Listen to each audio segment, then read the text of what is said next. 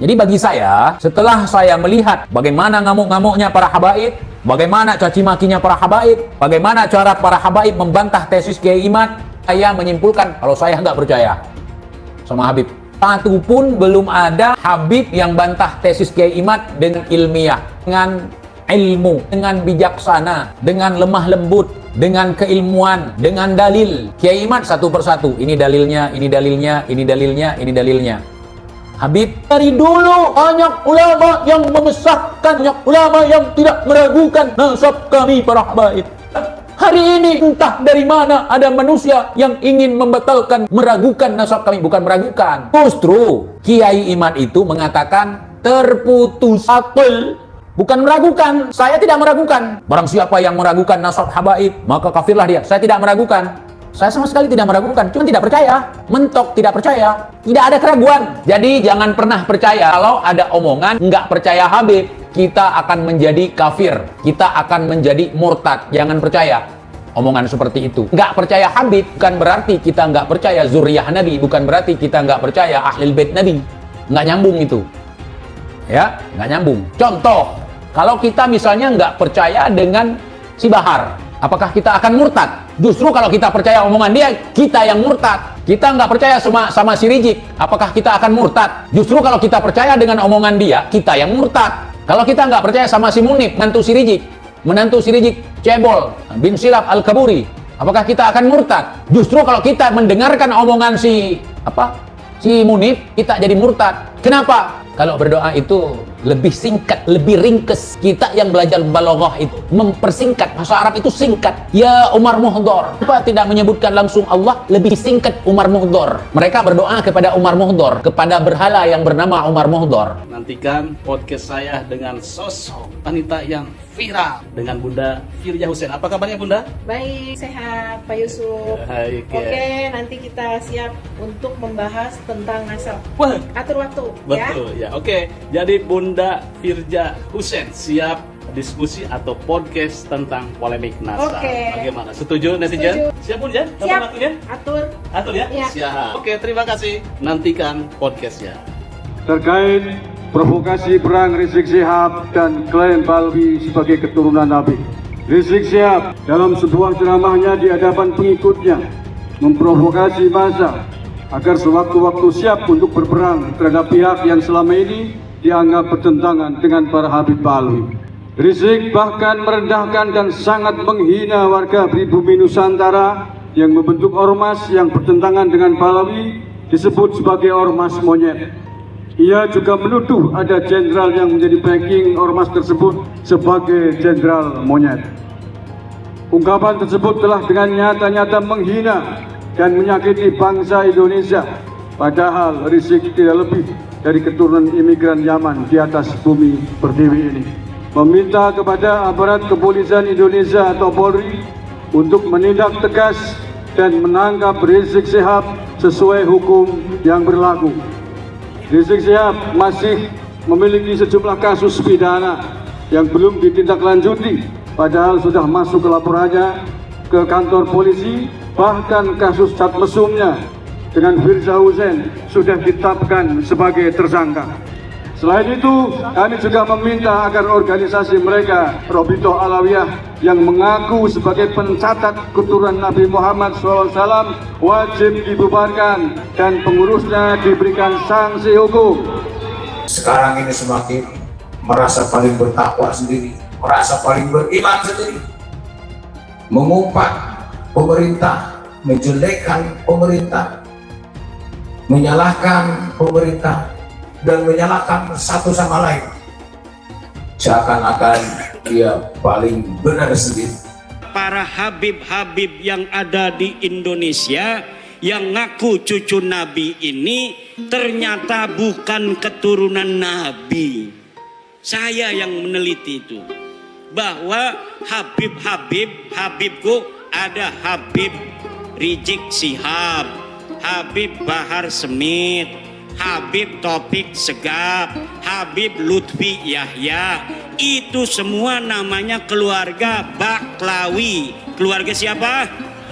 Saya sudah teliti seteliti-telitinya berdasarkan kitab-kitab nasab, kitab-kitab sejarah, hasil tes DNA bahwa mereka dengan pasti mustahil sebagai keturunan baginda Nabi besar Muhammad sallallahu alaihi wasallam. Rijik, kamu jadi manusia nggak kapok-kapoknya. Kamu selalu bikin gaduh. Ini lagi, kamu ngata-ngatain katanya jenderal monyet, kiai monyet, organisasi monyet. Hai Rijik, ingat, kamu itu anak keturunan warga imigran dari Yaman. Jangan bikin gaduh di republik ini, Rijik. Ingat, jangan kau pikir pribumi takut dengan kamu. Nggak takut. Kesabaran ada batasnya. Hai Rijik, saatnya pribumi bangkit. Kami lawan kau, Rijik. Mengutuk keras statement Rizik yang mengatakan monyet-monyet kepada warga pribumi dan para jenderal, serta menabuh genderang perang melawan pribumi. Kami masyarakat tidak takut dan siap melayani tantangan Rizik kapanpun dan dimanapun tempatnya. Kami menolak kehadiran Habib. Kami masyarakat memohon kepada penegak aparat hukum untuk menindak tegas pernyataan Rizik yang berpotensi memecah belah dan mengadu domba sesama anak pribumi. Demikian pernyataan kami untuk merespon mulut kotor Rizik Syihab. Ada gerombolan monyet yang terus-menerus menghina dan memfitnah habaib dari kalangan Ba'alawi, seperti menghina Habib Utsman bin Yahya Mufti Betawi, menghina Habib Ali Al-Habsyi, pendiri Indonesia Islamic Center Kuitang. Bahkan saudara, bahkan mereka menghina para imam habaib seperti Imam Ahmad bin Isa Al-Muhajir dan Imam Ubaidillah, juga Imam Al-Haddad dan lain-lain. Gerombolan monyet tersebut secara terang-terangan menjadi begal nasab yang mengobok-ngobok nasab Ba'alwi yang suci. Gerombolan monyet tersebut semakin nekat, mengancam, sweeping dan bantai serta usir habaib maupun Ba'alwi, mempersekusi acara habaib, mengusir habaib, menyerang dan merusak makam-makam habaib. Bahkan kini bukan hanya habaib, tapi semua keturunan Arab di Indonesia diserang. Kurang ajar. Selama ini mereka caci maki habaib, mereka fitnah Habib Utsman bin Yahya Mufti Betawi, mereka hina Habib Ali bin Abdurrahman Habsyi, pendiri Islamic Center Indonesia Kuitang. Saudara, sampai kapan akan kita biarkan? Dan ini sudah dilaporkan ke Mabes Polri, tapi Kapolri tidak memproses. Saya mau sampaikan nih kepada monyet yang sudah mendirikan ormas monyet dengan laskar monyet yang didukung oleh sejumlah jenderal-jenderal monyet. Saudara, ada oknum-oknum jenderal-jenderal monyet yang mendukung ormas monyet ini. Saudara, saya mau sampaikan kepada mereka, sudahlah, capek kita. Kalian setiap hari menghina, memfitnah, menghina, memfitnah, capek. Kita perang aja deh. Kita perang aja. Saya siap untuk kobarkan perang melawan mereka dengan backingnya, sudah. Takbir. Umat Islam semua saya tanya, siap perang lawan gerombolan monyet? Takbir. Takbir. Takbir. Dulu siapa sih lidahnya yang paling tajam menghina-hina kiai-kiai NU? Mereka, ya banyak. Rizik Syihab menghina Kiai Abdurrahman Wahid radhiyallahu anhu. Buta mata, buta hati. Setiap apa saja keputusan PBNU selalu dikomentari, selalu di framing negatif untuk menjauhkan Islam dari PBNU. Kiai Isamuddin ini salah satu korban yang dianggap mereka sudah murtad. Kiai Said Agil Siraj beberapa tempat mau ceramah ditolak oleh mereka. Gus Nurin lagi ceramah diturunin masa lalu itu oleh mereka. Bahkan ada Habib di bawah itu berpesan pada jamaahnya, jangan masukkan anak-anak, ibu-ibu dan bapak-bapak ke Ansor Banten. Jangan. Islam Nusantara anus. perwakilan Nusantara. Itu mereka dulu, sekarang mah nggak diundang aja. Kemarin datang ke PBNU itu. Kemarin LDNU bikin acara ngundang Rhoma Irama. Habib itu ada yang datang sengaja, nggak diundang juga. Untuk apa? Supaya nempel bernaung di gedung PBNU. Framing kebetulan ada Mukibin di PBNU-nya. Maka satu Habib bodoh, ya kan, lebih mulia daripada jutaan ekor babi. Nah itu cocok. Tapi kalau ulama, kiai, yang alim, yang allama, dengan Habib yang mabuk, dengan Habib yang zina, dengan Habib yang maksiat, tidak bisa dibandingkan. Sama dengan kau bandingkan itu air comberan dilokalisasi dengan sumur Zam-Zam. Itu tidak layak dibandingkan, tidak layak. Apalagi disetarakan. Karena ulama itu tidak bercerita tentang nasab, tidak bercerita tentang ras, tapi bercerita tentang ilmu, tentang adab, tentang keistiqomahan, tentang apakah dia melaksanakan apa yang dia tahu, apa yang dia pelajari, gitu. Tentang kejujuran.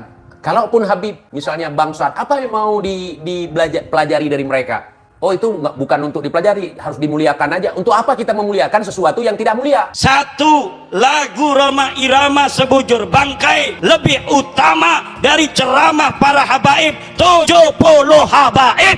Satu lagu sebujur bangkai Rhoma Irama lebih mulia dan lebih manfaat bagi umat Islam daripada ceramah 70 habaib. Pak Quraisy aja disebut sesat, setingkat Pak Mahfud MD saja disebut sesat. Kemudian setingkat dulu Cak Nur, pemikir besar Hasanah Islam Indonesia, itu juga disebut kafir kan, gitu loh. Saya Gus Dur sama kan, sesat. Ya kebetulan saya ini adalah para pengagum mereka gitu loh. Pengagum Cak Nur, pengagum Gus Dur, pengagum Cak Nun, Gus Mus gitu loh. Setinggi apapun engkau menuntut ilmu tidak akan pernah mencapai tetel Habib. Makanya bagaimanapun alimnya seseorang tidak akan pernah mampu mengalahkan kemuliaan seorang Habib meskipun dia tidak mempunyai ilmu pengetahuan agama. Para kiai kampung, jangan lagi terjadi ada orang yang berani bicara bahwa satu kaki seorang Habib lebih mulia daripada kepalanya seorang ulama yang alim. Jangan sampai ada lagi yang berani bicara seorang Habib yang ahli maksiat, ahli yang tukang doraka, tukang dosa dikatakan lebih mulia daripada 70 ulama yang alim. Dan ini ada jelas penistaan, penghinaan yang tidak bisa kami biarkan terhadap leluhur, orang tua kami, guru-guru kami, para kiai kami, khususnya yang ada di golongan Ahlus Sunnah wal Jamaah Nahdlatul Ulama. Ada beberapa dari habaib yang sampai mengatakan bahwa kalau kiai itu misalkan melakukan maksiat, kiainya luntur. Tapi kalau kami Habib mau melakukan apapun, darah secara genetiknya sudah nyambung bersama kami. Jadi kami tidak bisa bisa jadi mantan Habib. Kiai Iman bikin tesis pun sebenarnya adalah reaksi atas kecongkakan dari orang-orang habaib itu. Siapapun yang mengaku keturunan Nabi wajib diverifikasi, dan siapapun yang mengaku keturunan Nabi dan terbukti bukan keturunan Nabi wajib kita batalkan. Terus adakah pidananya terhadap pengakuan Ba'alwi tersebut? Bahwasanya siapapun yang mengaku sebagai anak keturunan Nabi dan tidak terbukti termasuk dalam penodaan agama. Setelah ada Munas Alim Ulama dan sudah ada keputusan bersama, maka dengan bekal hasil keputusan itu kita bisa melakukan pemidanaan. Siapapun ke depan yang mengaku cucu Nabi bisa dipidanakan dengan pasal penodaan agama.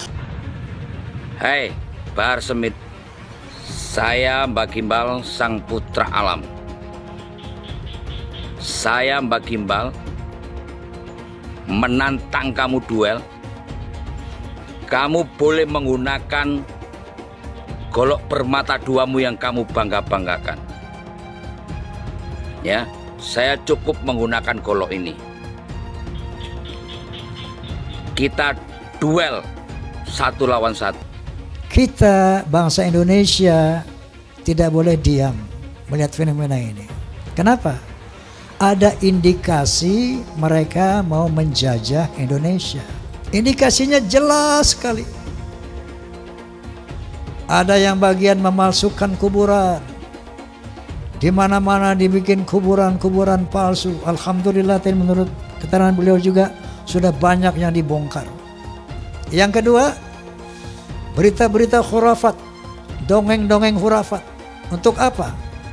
Ini yang namanya Ba'alawi leluhurnya luar biasa. Bisa hijrah Mi'raj 70 kali. Bisa memadamkan api neraka yang nggak pakai akal. Itu sesuatu yang luar biasa dan dahsyat. Mereka pun menjadi takluk, tunduk, siap diperintah apapun. Tujuannya itu. Dan yang lainnya ada yang membuat provokasi-provokasi. Saya bersama rakyat, kita dengan rakyat. Jangan coba-coba ganggu rakyat. Seakan-akan berpihak kepada rakyat. Dia mengadu domba kita pribumi. Sementara mereka akan memetik hasilnya. Saya sebagai putra Indonesia was-was, ngeri dan waspada. Ini ternyata doktrin-doktrin ini tidak sembarangan. Klaim-klaim mereka sebagai keturunan Nabi ternyata ada tujuan-tujuan untuk menguasai Indonesia. Perlu ana luruskan, dan Robito juga harus tahu. Robito berpegang teguh kepada Thariqah Ba'alawi. Silahkan buka kitab Manhajus Sawi. Itu Manhajus Sawi, kitab Thariqah Ba'alawi. Di situ kan Syabil Hasan As-Sindi ketika beliau ditanya, Arifun jahilun afdal min sab'ina alim. Atau satu syarif yang bodoh itu lebih utama daripada 70 orang yang alim. Itu yang berkata Syabil Hasan As-Sindi. Tuh. Jadi harus tahu, jangan ente pikir itu omongan anak, bukan. Syabil Hasan As-Sindi, silakan buka kitab. Lama menolak Habib, nanti lama-lama menolak Islam. UAS ketika percaya bahwa Habib itu cucu Nabi, minimal dia punya dalilnya. Dalilnya mana UAS? Bahwa Habib itu cucu Nabi. Saya menantang UAS untuk memberikan dalil. Hei Imaduddin Usman, ini dalil Habib cucu Nabi. Ini sahih. Selama ini tidak ada. UAS jadi mukibin silahkan saja. Tapi jangan bodohi jamaahnya. Kenapa Ustaz Abdul Somad tidak mengikuti Al-Quran? Al-Quran melarang kita untuk mengikuti sesuatu tanpa dalil. Tapi Ustaz Abdul Somad kemudian jamaahnya diminta oleh dia agar mengikuti bahwa Habib itu adalah cucu Nabi tanpa ada dalil. Yang jelas adalah apa yang dikatakan oleh UAS, bahwa tidak percaya kepada nasab habaib itu sama dengan tidak percaya pada Islam, itu tidak ilmiah, tidak berdasarkan ilmu pengetahuan, dan membawa jamaahnya kepada taklid buta yang dilarang oleh agama Islam. Pak Habib Bahar yang sangat kontroversial itu kakinya diciumin oleh santri-santri yang ngantri jalan bebek. Sakit hati ketika melihat ada orang keturunan Yaman kemudian disujudi, diciumi kakinya oleh orang-orang pribumi pesek. Bayangkan kemudian ada ulama-ulama Nusantara yang harus cium tangan, cium kaki terhadap Habib-Habib yang berjejer duduk di sofa dengan begitu megahnya. Mereka marah, mereka sakit hati karena apa? Karena ada orang sujud di depan orang lain atas nama keturunan Nabi. Ada Habib yang mengatakan, bangsa ini bisa menjadi bangsa yang kuat, yang teguh, tidak kena bencana dan sebagainya karena mencintai para habaib. Para habaib, kan beliau Habib, Pak Novel Al-Idrus. Kemudian dikatakan, siapa yang berani mengkritik, mengkoreksi Habib, maka dia seperti iblis. Orang yang mengklaim sebagai keturunan Nabi tiba-tiba mengatakan kalau ada orang yang mengkoreksi habaib, maka mereka itu adalah iblis atau serupa dengan iblis. Pak Novel Al-Idrus, sorbannya kiai-kiai itu derajatnya ada di bawah kaki dari Habib. Bahkan ketika Habib itu penzina, tukang narkoba, tukang mabok, Habib terbodoh itu 70 kali lipat lebih mulia daripada kiai-kiai. Satu orang Habib yang bodoh lebih mulia daripada 70 kiai orang Jawa. Itu kan ngomong gak bener itu. Habib walaupun zina, walaupun minum arak, pasti masuk surga. Walhasil mereka ini menganggap diri mereka super. Kiai-kiai Jawa ini bukan Habib. di bawah mereka. Ini orang yang mengaku keturunannya ini mulutnya kotor banget. Padahal ngakunya keturunannya Nabi Muhammad. Yang mengaku keturunannya mulutnya kotor, caci maki sana sini. Habib bodoh itu masih lebih utama daripada orang yang berilmu. Kenapa kaki Habib yang maksiat, yang nakal, yang kotor dibandingkan kepala kiai yang pakai sorban masih lebih mulia? Kenapa kaki Habib yang maksiat tersebut? Satu kaki Habib itu lebih tinggi, lebih mulia dari 70 kepala kiai, kan gitu. Itu kan penghinaan betul. Kalau orang tidak terhina dengan ini, saya kira tidak, rasa kebangsaannya rendah. Karena itu dinyatakan, harusnya ditegur lah. Habib itu meskipun mabuk, berzina, itu jangan dimarahi. Karena kalau Habib itu pasti masuk surga. Nah, yang begitu itu membodohi bangsa Indonesia. Jangan membuat kasta-kasta di dalam keberagaman, yang satu lebih mulia, yang satu berhak masuk surga, yang satu masuk neraka, itu tidak boleh. Saya ini tidak tahu ya sejak kapan munculnya Habib ini sebagai kelas sosial yang tinggi gitu ya, melakukan diskriminasi, dan orang yang didiskriminasi tidak terima itu bisa mengadukan ke pengadilan. Bisa. Itu pelanggaran, itu tindakan melanggar hukum. Menganggap satu ras, satu suku lebih rendah dari kelompok lain. Habib gila kok, kalau turun Nabi gila sekalipun tidak apa-apa itu masuk surga, kan gitu. Kalau kayak Indonesia tuh apa? Kamu kan kalau tidak ada Habib, kamu nyembah batu kan? Masa iya begitu?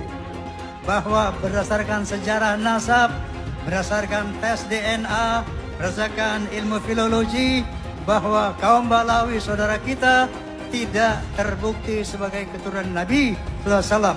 Namun dengan demikian, mari kita tetap rekat ukhuwah Islamiyah, karena Allah Subhanahu wa taala berfirman, wa'tasimu bihablillahi jami'an wa la tafarraqu. Amin. Saya katakan saya mendukung Rhoma Irama untuk mengklarifikasi soal Habib ini. Karena saya terganggu dan tersinggung terhadap perkembangan ini sesudah saya melihat tiap mau tidur saya lihat YouTube pertengkaran Rhoma Irama, Imaduddin, Gus Abbas dengan para habaib itu luar biasa, menimbulkan pro kontra. Lalu saya lihat apa sih masalahnya? Kalau saya sendiri pribadi, mau Habib itu turunan Nabi atau tidak, kalau salah ya kita koreksi, tidak apa-apa. Tetapi yang lebih dari itu, kemudian ternyata muncul klaim-klaim bahwa Republik Indonesia itu ada karena Habib. Wali Songo itu semuanya Habib. Padahal Habibnya baru datang sesudah Wali Songo meninggal. Gitu loh. Lalu diklaim ini turunan Habib ini. Imam Bonjol coba dibilang itu Habib Sahabuddin. Itu dari mana? Kok Imam Bonjol Habib Sahabuddin gitu. Lalu ada hurufatnya bahwa kakek saya yang nama Mugaddam itu bisa membentak malaikat mungkar dan nakir katanya. Mengklaim-klaim begitu, dan orang yang tidak tahu, orang awam banyak yang percaya karena ini Habib yang ngomong, Habib benar. Lalu rasa cinta saya kepada negara ini menjadi luntur. Seakan-akan ini karena Habib. Di situ saya tersinggung.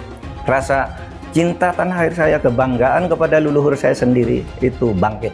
Apalagi kemudian ada pemalsuan kuburan-kuburan tuh ya, nama kuburan biasa dibangun menjadi ini Habib ini, padahal tidak jelas siapanya. Kalau Habib itu lebih tinggi dari kiai, dan itu semua ada, Mas. Ngomong itu bukan hanya ngomong begitu, itu bukan hanya katanya-katanya, karena ketika Rhoma Irama berbicara itu, lalu ada seorang Habib muda dengan Rhoma Irama, kamu bohong, tunjukkan Habibnya siapa yang katakan gitu. Sudah, itu bukan Rhoma Irama yang membuktikan. Netizen ini Habib ini tanggal sekian bilang ini dengar. Ini Habib ini sampai 7.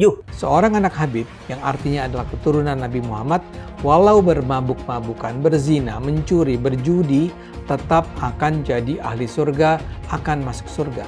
Apakah seorang Habib itu punya posisi istimewa dalam umat Islam? Apakah Habib sedemikian istimewa sehingga dia bebas dari kesalahan dan dosa?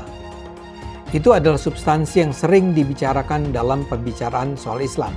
Misalnya ada Habib yang menyatakan, ada darah Nabi di tubuhku. Jika kau menyakitiku, kau juga menyakiti Rasul. Atau ada juga yang menyatakan, satu Habib bodoh lebih baik dari 70 kiai yang alim.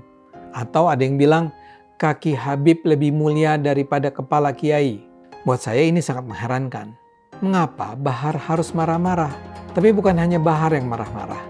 Habib lain yang ngomel adalah Rizik Syihab. Tapi kalau dipikir-pikir, barangkali juga kemarahan mereka ini adalah ekspresi ketidaknyamanan mereka akhir-akhir ini terhadap banyaknya keraguan tentang posisi kehabiban di Indonesia. Beberapa tahun terakhir ini memang meluas pertanyaan-pertanyaan yang diajukan tentang apakah Habib itu memang sebuah posisi yang layak dihormati. Bahkan ada studi ilmiah yang menunjukkan bahwa para Habib di Indonesia hampir pasti bukanlah keturunan Nabi Muhammad. Sangat mungkin ini semua mengganggu kenyamanan mereka. Habib itu tidaklah sakral dan dapat dihukum Tuhan karena ia berdosa. Yang menentukan posisi seseorang adalah ketakwaannya, bukan kehabibannya. Jadi Habib yang ada di Indonesia semuanya palsu katanya. Silahkan dijawab tapi ilmiah. Silahkan Imam dijawab tapi ilmiah, jangan marah-marah, jangan. Ayo ilmiah, tunjukkan kalau Habib kita ini betul, benar. Tunjukkan kebenarannya dengan data fakta. DNA, bila perlu DNA lah, DNA.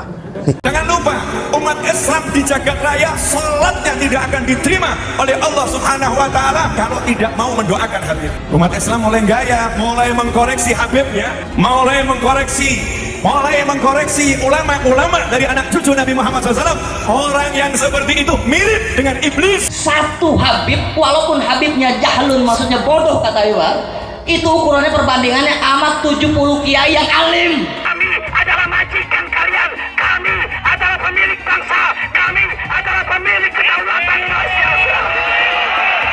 Hai semua, nama saya Jonas Leong. Saya adalah investor saham, forex, dan juga kripto. Channel ini banyak membahas tentang berita terkini, edukasi finansial, investasi, dan lainnya. Jangan lupa subscribe channel ini kalau kamu suka dengan konten yang serupa. Follow juga sosial media lainnya yang saya taruh link di kolom deskripsi. Di sana kalian bisa dapatkan konten yang berbeda. Saya juga punya Telegram channel yang isinya berfokus kepada trading dan juga investasi. Itu Telegramnya gratis. Oke, kita lanjut ke videonya. Sebagian besar penonton di video ini setelah menonton video di awal mungkin bertanya, apakah kejadian seperti krisis 98 akan kembali terulang? Belum lagi keadaan global yang tidak menentu. Lalu apa yang bisa kita lakukan untuk selamat dari krisis yang mungkin akan datang dalam waktu dekat?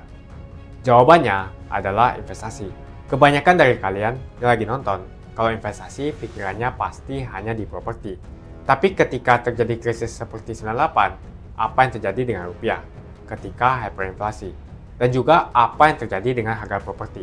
Harga dolar naik dari Rp2.500 terbang ke Rp15.000. Otomatis, utang yang harus kita bayarkan naik 6 kali lipat. Banyak sekali bisnis yang bangkrut. Kebakaran terjadi di mana-mana. Rumah pun bagaikan tidak ada harganya. Mau dijual pun tidak ada yang mau beli. Saya tidak mengatakan ini akan terjadi lagi. Tapi kemungkinan terjadi seperti Mei 98 tetaplah ada. Negara gede seperti Argentina, Venezuela, dan Turki baru-baru ini mengalami hyperinflasi.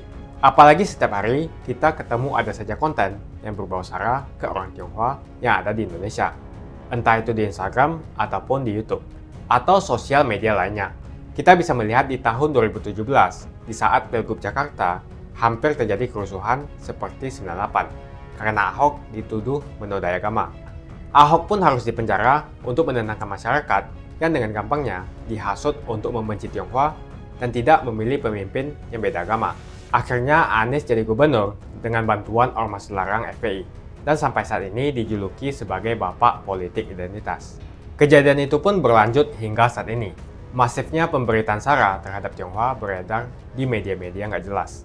Penonton setiap hari dihasut untuk menggulingkan pemerintahan karena tuduhan Indonesia dikuasai oleh Taipan atau Sembilan Naga, yang ujung-ujungnya menyalahkan Tionghoa lagi.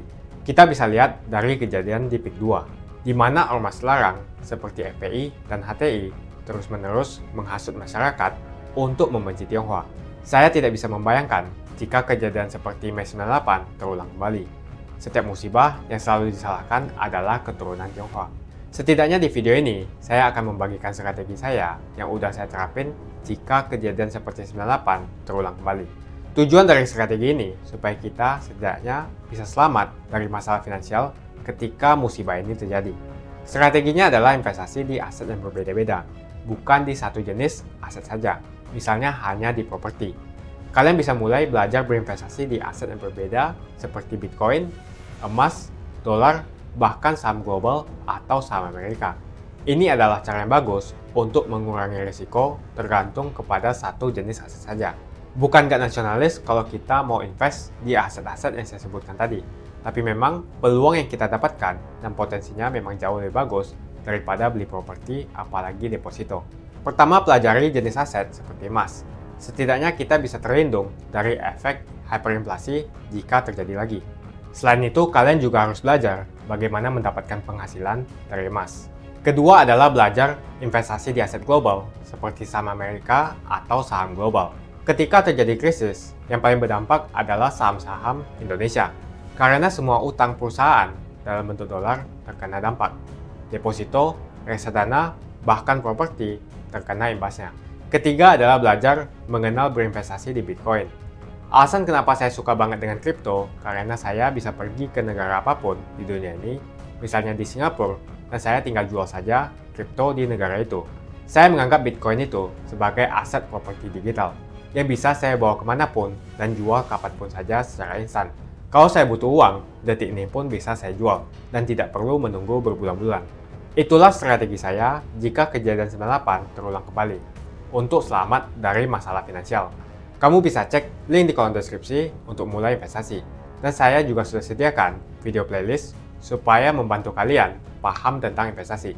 Semoga video kali ini membantu kalian untuk selamat dari masalah finansial ketika musibah ini terjadi. Semoga Indonesia selalu damai dan sampai jumpa di video selanjutnya.